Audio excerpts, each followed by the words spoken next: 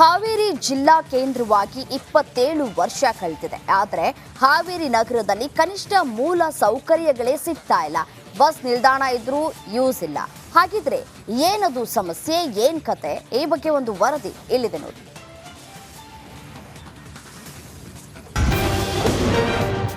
ಸಾರಿಗೆ ಬಸ್ ಇಲ್ಲದೆ ಹಾವೇರಿ ಜನರ ಪರದಾಟ. ನಿಲ್ದಾಣ ನಿರ್ಮಿಸಿ 12 ವರ್ಷ ಬಸ್ ಸೌಲಭ್ಯವಿಲ್ಲ. ನಗರದಲ್ಲಿ ಬಸ್ ನಿಲ್ದಾಣ ಇದೆ, ಆದರೆ ಬಸ್ಗಾಗಿ ಜನರ ಪರದಾಟ ಮಾತ್ರ ನಿಲ್ತಿಲ್ಲ. ಹೌದು, ಹಾವೇರಿ ನಗರಸಭೆ ಜಿಲ್ಲೆಯ ಜನರ ಅನುಕೂಲಕ್ಕಾಗಿ ನಗರ ಸಂಚಾರ ಆರಂಭಿಸಿತು. 2013ರಲ್ಲಿ 40 ಲಕ್ಷ ರೂಪಾಯಿ ವೆಚ್ಚದಲ್ಲಿ ನಗರದ ಪ್ರಮುಖ ಏರಿಯಾದಲ್ಲಿ ಬಸ್ ನಿಲ್ದಾಣ ನಿರ್ಮಾಣ ಮಾಡಲಾಯಿತು. ಆದರೆ ನಗರ ಸಂಚಾರ ಆರಂಭಿಸಿದ ಒಂದೇ ಒಂದು ತಿಂಗಳಲ್ಲಿ ಬಸ್ ಸಂಚಾರ ಬಂದ್ ಆಗಿದೆ. ಒಂದು ಆಟೋ ಬಾಡಿಗೆ ತೊಗೊಂಡು ಹೋಗ್ಬೇಕಂದ್ರೆ ಇವತ್ತು 60-70 ರೂಪಾಯಿ ಖರ್ಚು ಮಾಡಬೇಕು. ಪಾಪ ವಿದ್ಯಾರ್ಥಿಗಳಿಗೆ ಅನಾನುಕೂಲತೆ ಇರ್ತದೆ. ಹೀಗಾಗಿ ಇವತ್ತು ಸಾರಿಗೆ ವ್ಯವಸ್ಥೆ 2013ರಲ್ಲಿ ಸಾರಿಗೆ ವ್ಯವಸ್ಥೆ ಪ್ರಾರಂಭ ಆಗಿತ್ತು ಮತ್ತು ಮರೀಚಿಕೆ ಆಯಿತು. ಈಗ ಅದೇ ನಿಟ್ಟಿನೊಳಗೆ ಇವತ್ತು ಸಾರ್ವಜನಿಕರ ಒತ್ತಾಯ ಆಗಿದೆ, ಹಾವೇರಿ ಒಳಗೆ ನಗರ ಸಾರಿಗೆ ಪ್ರಾರಂಭ ಆಗಬೇಕು. ಅದೇ ರೀತಿ ಒಳಗೆ ಇವತ್ತು ಅನೇಕ ಬಸ್ ಸ್ಟ್ಯಾಂಡ್ಗಳನ್ನು ಇವತ್ತು ರೆಡಿ ಮಾಡಿದ್ದಾರೆ. ಸುಮಾರು 60-70 ಲಕ್ಷ ಖರ್ಚು ಮಾಡಿ ಎಲ್ಲ ದಿಕ್ಕುಗಳಲ್ಲಿ ಇವತ್ತು ಸಾರಿಗೆ ಬಸ್ ಸ್ಟ್ಯಾಂಡ್ಗಳನ್ನು ಪ್ರಾರಂಭ ಮಾಡ್ತಾಯಿದ್ದಾರೆ. ಈ ನಿಟ್ಟಿನೊಳಗೆ ಸಾರಿಗೆ ವ್ಯವಸ್ಥೆಯವರು, ಮಾನ್ಯ ಜಿಲ್ಲಾಧಿಕಾರಿಗಳು, ಮಾನ್ಯ ಶಾಸಕರು, ಮಾನ್ಯ ಸರ್ಕಾರಕ್ಕೆ ನಾನು ಒತ್ತಾಯ ಮಾಡ್ತೀನಿ. ಇವತ್ತು ಸಾರ್ವಜನಿಕರ ಅನುಕೂಲ ಆಗುವ ನಿಟ್ಟಿನೊಳಗೆ ಇವತ್ತು ನಗರ ಸಾರಿಗೆ ಪ್ರಾರಂಭ ಮಾಡಬೇಕಂತೇಳಿ ಒತ್ತಾಯ ಮಾಡ್ತೀನಿ.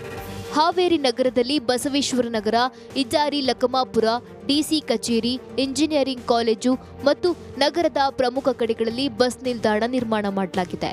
ಈಗಾಗಲೇ ನಿರ್ಮಾಣ ಮಾಡಿ ಬರೋಬ್ಬರಿ 12 ವರ್ಷ ಕಳೆದಿದೆ. ಆದರೆ ಸರ್ಕಾರದಿಂದ ಬಸ್ ಬಿಡದೆ ಬಸ್ ನಿಲ್ದಾಣ ಹಾಳಾಗಿವೆ.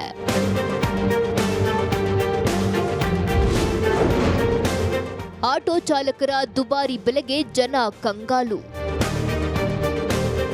ಬಸ್ ಇಲ್ಲದ್ರಿಂದ ಆಟೋಗಳ ಹಾವಳಿ ಹೆಚ್ಚಾಗಿದೆ. ಸಮೀಪದ ಪ್ರದೇಶಗಳಿಗೆ 50ರಿಂದ 100 ರೂಪಾಯಿ ಕೇಳ್ತಾರಂತೆ. ಹೀಗಾಗಿ ಬಡ ಜನರಷ್ಟೇ ಅಲ್ಲದೆ ಶಾಲೆಯ ಮಕ್ಕಳು ಸಹ ನಿತ್ಯ ನಗರ ಸಾರಿಗೆ ಇಲ್ಲದೆ ಪರದಾಡ್ತಿದ್ದಾರೆ. ಹೀಗಾಗಿ ನಗರದಲ್ಲಿ 2 ಎಲೆಕ್ಟ್ರಿಕ್ ಬಸ್ ಬಿಡುವ ವ್ಯವಸ್ಥೆ ಮಾಡಬೇಕು ಎಂದು ಸ್ಥಳೀಯರು ಆಗ್ರಹಿಸಿದ್ದಾರೆ. 60, 70, 100 ರೂಪಾಯಿವರೆಗೂ ಕೇಳ್ತಾ ಇದ್ದಾರೆ. ಹೀಗಾಗಿ ಸಾಮಾನ್ಯ ನಾಗರಿಕರಿಗೆ ಮತ್ತು ಬಡವರಿಗೆ ಹೊರೆ ಆಗ್ತಾ ಇದೆ. ಹಾವೇರಿ ಇವತ್ತು ಏನಾಗಿದೆ ಅಂತಂದರೆ ಅಟ್ಲೀಸ್ಟ್ ಹಾವೇರಿ ನಗರಸಭೆಗೆ ಒಂದು ಬಸ್ಸನ್ನು 2 ಎಲೆಕ್ಟ್ರಿಕ್ ಬಸ್ಗಳನ್ನು ಅನುಕೂಲ ಮಾಡಿಕೊಡೋದ್ರಿಂದ ಸ್ಥಳೀಯವಾಗಿ ಅನುಕೂಲ ಆಗ್ತದೆ, ಸಾರಿಗೆ ವ್ಯವಸ್ಥೆ ಸುಧಾರಣೆ ಆಗ್ತದೆ. ಹಾಗೆ ಲಕ್ಷಾಂತರ ರೂಪಾಯಿ ಹಣಗಳನ್ನು ಖರ್ಚು ಮಾಡಿ ಇವತ್ತು ಲಘು ಬಸ್ ಸ್ಟಾಪ್ಗಳನ್ನು ನಿರ್ಮಾಣ ಮಾಡಿರ್ತಕ್ಕಂಥದ್ದು ಇವತ್ತು ಅವು ಏನಾಗಿದೆ, ಸರಿಯಾಗಿ ಬಳಕೆ ಇಲ್ಲದೇ, ನಿರ್ವಹಣೆ ಇಲ್ಲದೇ ಇವತ್ತು ಅನೈತಿಕ ಚಟುವಟಿಕೆಗಳ ತಾಣವಾಗಿ ಮಾರ್ಪಟ್ಟಿದೆ. ಒಟ್ನಲ್ಲಿ ಹಾವೇರಿ ಜಿಲ್ಲಾ ಕೇಂದ್ರವಾಗಿ 27 ವರ್ಷ ಕಳೆದರೂ ಜನರು ಮೂಲ ಸೌಕರ್ಯದಿಂದ ವಂಚಿತರಾಗಿದ್ದಾರೆ. ಇನ್ನಾದರೂ ಸಾರಿಗೆ ಇಲಾಖೆ ಬಸ್ ಬಿಟ್ಟು ಇಲ್ಲಿನ ಜನರ ಕಷ್ಟಕ್ಕೆ ಸ್ಪಂದಿಸಬೇಕಿದೆ. Maruti BM, Republic Kannada, Haveri. ಪ್ರಾಣಿಗಳು ಜನವಸತಿ ಪ್ರದೇಶಕ್ಕೆ ಬಂದರೆ ಅದನ್ನ ಸೆರೆ ಹಿಡಿದು ಅರಣ್ಯಕ್ಕೆ ಬಿಡೋದು ಅರಣ್ಯ ಇಲಾಖೆಯ ಕರ್ತವ್ಯ. ಆದರೆ ಧಾರವಾಡಕ್ಕೆ ಬಂದಿರೋ ಚಿರತೆಯೊಂದು ಕಳೆದ 6 ತಿಂಗಳಿನಿಂದ ಇಲ್ಲೇ ಬೀಡು ಬಿಟ್ಟಿದ್ದು ಅರಣ್ಯ ಇಲಾಖೆಗೆ ಮಾತ್ರ ಸಿಗ್ತಾ ಇಲ್ಲ. ಆ ಕುರಿತ ಒಂದು ವರದಿ ಎಲ್ಲಿದೆ.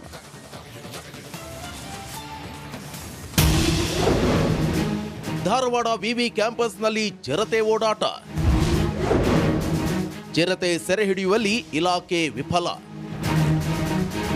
ಧಾರವಾಡ ವಿವಿ ಕ್ಯಾಂಪಸ್ನಲ್ಲಿ ವಿದ್ಯಾರ್ಥಿಗಳು ಮಾತ್ರವಲ್ಲ, ಚಿರತೆಯೂ ಸೇರಿಕೊಂಡಿದೆ. ಹಾಗಂತ ಚಿರತೆ ಓದೋಕ್ ಬಂದಿಲ್ಲ, ಕಾಡ್ ಬಿಟ್ಟು ಊರಿಗೆ ಬಂದು ಇಲ್ಲೇ ಸೆಟಲ್ ಆಗಿದೆ.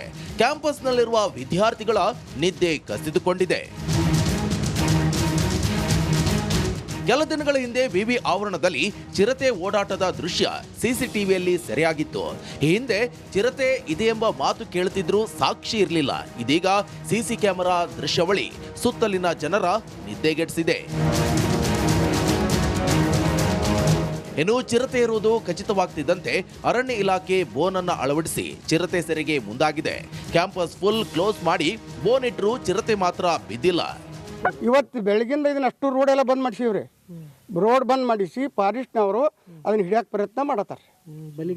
ಹೌದು, ಬಲಿ ಇಟ್ಟಾರ. 1, 2, 3 ತಾವಲ್ಲಿ ಬಲಿ ಇಟ್ಟಾರ. ಅಲ್ಲಿ ಪ್ರಾಣಿ ಕಟ್ಟ್ಯಾರ. ಮುಂದೆ ಅದನ್ನ ಹಿಡಿಬೇಕಂತ ಕಟ್ಪಟ್ ಮಾಡತ್ತಾರ. ಆದರೆ ಅದು ಇನ್ನೂ ಅವ್ರಿಗೆ ಸುಳ್ಳು ಸಿಕ್ಕಿಲ್ಲ. ನಿತ್ಯ ಚಿರತೆ ಓಡಾಡುವ ಪ್ರದೇಶದಲ್ಲೇ ಗ್ರಂಥಾಲಯ ಇದ್ದು ವಿದ್ಯಾರ್ಥಿಗಳು ಬರಲು ಹಿಂದೇಟ್ ಹಾಕ್ತಿದ್ದಾರೆ. ಪಾಲಕರು ಓದು ಬೇಡ ಮನೆಗೆ ಬಂದು ಬಿಡು ಅಂತಾನು ಹೇಳುತ್ತಿದ್ದಾರಂತೆ. ಸರ್ ಇಲ್ಲ ನಾವು ಶಾಲ್ಮಲ ಹಾಸ್ಟೆಲ್ದಾಗ ಇಲ್ಲೇ ಸ್ಟಡಿ ಮಾಡ್ತೀವಿ ರೀ. ಒಂದು ತಿಂಗಳಾತ ಏನತ್ರಿ ಚಿರತೆ ಏನಂತ್ರಿ ಎಲ್ಲ ಕಡೆ ಭಾಳ ಕಂಡು ಬರೋದು ಮತ್ತು ಕಂಪೌಂಡ್ ಜಿಗೋದು ಈ ರೀತಿ ಮಾಡತ್ರಿ. ಮತ್ತು ನಮಗೂ ಇಲ್ಲಂತ್ರಿ ಇಲ್ಲಿ ಅಡ್ಡಾಡಕ್ಕಂತ ಸ್ವಲ್ಪ ಪ್ರಾಬ್ಲಮ್ ಆಗತ್ತೆ. ಮತ್ತೇನು ಯಾವಾಗ ಬರ್ತೈತೋ ಏನು ಬರ್ತೈತೋ ಮತ್ತು ನಿಮ್ಮ ಕಡೆ ಸರಿಯಾಗಿ ಕ್ಲಾಸಿಗೆ ಬರೋಕ್ಕಾಗತ್ತು. ಮತ್ತು ಇಂದಷ್ಟು ನಾವು ಇಲ್ಲೇ KVD ಒಳಗೆ ಇಲ್ಲೇ ಇದನ್ನು MA ಮಾಡಿದ್ವಿ ನಾವಿಲ್ಲಿ. ಮತ್ತು ಏನು ಮಾಡಬೇಕು ಮತ್ತು ಮನ್ಯಾಗ ಏನಂತ ಹಿಂಗೆ ಚಿರತೆ ಎಲ್ಲ ಹಿಂಗೆ ಕಾಟ ಕುಡಿದಿತ್ತಂದ್ರೆ ಬಾ ಅಂತ ಹೇಳ್ತಾರೋ. ಒಟ್ನಲ್ಲಿ ಕಳೆದ 6 ತಿಂಗಳಿನಿಂದ ಅರಣ್ಯ ಇಲಾಖೆಯ ಉದಾಸೀನತೆಗೆ ಚಿರತೆ ಕ್ಯಾಂಪಸ್ ಪ್ರವೇಶಿಸಿದೆ. ಇದೇ ನಿರ್ಲಕ್ಷ್ಯ ಮುಂದುವರೆದರೆ ಚಿರತೆ ಪಕ್ಕದ ಜನವಸತಿ ಬಡಾವಣೆಗೆ ಬಂದು ಕುಳಿತರೂ ಅಚ್ಚರಿ ಇಲ್ಲ. DB Kamar, Republic Kannada, Dharwad.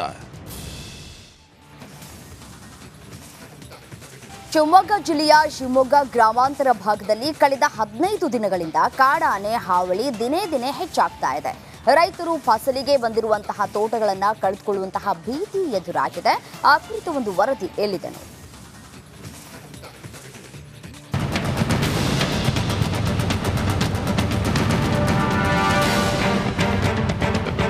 ಮಲೆನಾಡಿನಲ್ಲಿ ಮಾನವ ಮತ್ತು ವನ್ಯಜೀವಿ ಸಂಘರ್ಷ ಮುಂದುವರೆದಿದೆ. ಕಳೆದ 15 ದಿನಗಳಿಂದ ಶಿವಮೊಗ್ಗ ಗ್ರಾಮಾಂತರ ಭಾಗದ ಪುರದಾಳು, ಬೇಳೂರು, ಸಿರಿಗೆರೆ ಭಾಗದಲ್ಲಿ ಕಾಡಾನೆ ಹಾವಳಿ ಹೆಚ್ಚಿದೆ. ಕಾಡಾನೆಗಳು ಕೃಷಿ ಜಮೀನಿಗೆ ಕಾಲಿಟ್ಟು ಅಡಿಕೆ, ಬಾಳೆ ಗಿಡಗಳನ್ನು ನಾಶಗೊಳಿಸಿವೆ.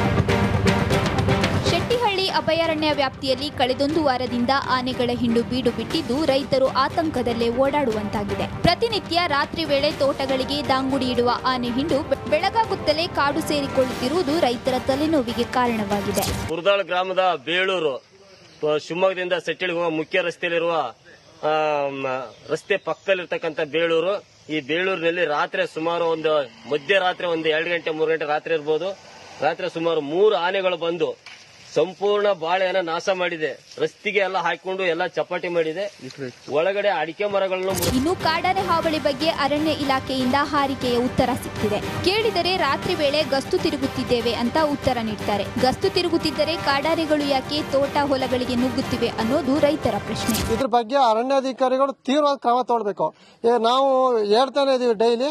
ಅವರು ಬರ್ತಾರೆ, ಕಾಟಾಚಾರಕ್ಕೆ ಬರ್ತಾರೆ, ಇಲ್ಲಿ ನೋಡ್ತಾರೆ, ಆನೆ ಇದೇ ತರ ಮಾಡೋದು, ನೀವು ಸೇಫ್ಟಿ ಆಗಿರಿ ಅಂತ ನಮಗೆ ಸೇಫ್ಟಿ ಹೇಳ್ತಾರೆ. ಅದನ್ನ ಆನೆ ಓಡಿಸೋ ಕಾರ್ಯ ಆಗಲಿ ಅದ್ರ ಬಗ್ಗೆ ಮೇಲಧಿಕಾರಿಗಳಾಗಲಿ ಯಾರು ಇದ್ರ ಬಗ್ಗೆ ಗಮನನೇ ಹರಿಸ್ತಿಲ್ಲ. ಅವ್ರಿಗೆ ಏನಂದ್ರೆ ಲೇಜಿ ಆಗ್ಬಿಟ್ಟಿದೆ. ಮಲೆನಾಡಿನಲ್ಲಿ ವರ್ಷದಿಂದ ವರ್ಷಕ್ಕೆ ಕಾಡಾನೆಗಳ ಹಾವಳಿ ಹೆಚ್ಚುತ್ತಲೇ ಇದೆ. ಆನೆಗಳನ್ನು ಮರಳಿ ಭದ್ರಾ ಅಭಯಾರಣ್ಯಕ್ಕೆ ಓಡಿಸಲು ಅರಣ್ಯ ಇಲಾಖೆ ಕ್ರಮ ಕೈಗೊಳ್ಳಬೇಕು ಎಂಬುದು ರೈತರ ಆಗ್ರಹ. ಭೀಮಾ ನಾಯ್ಕ್, ರಿಪಬ್ಲಿಕ್ ಕನ್ನಡ, ಶಿವಮೊಗ್ಗ.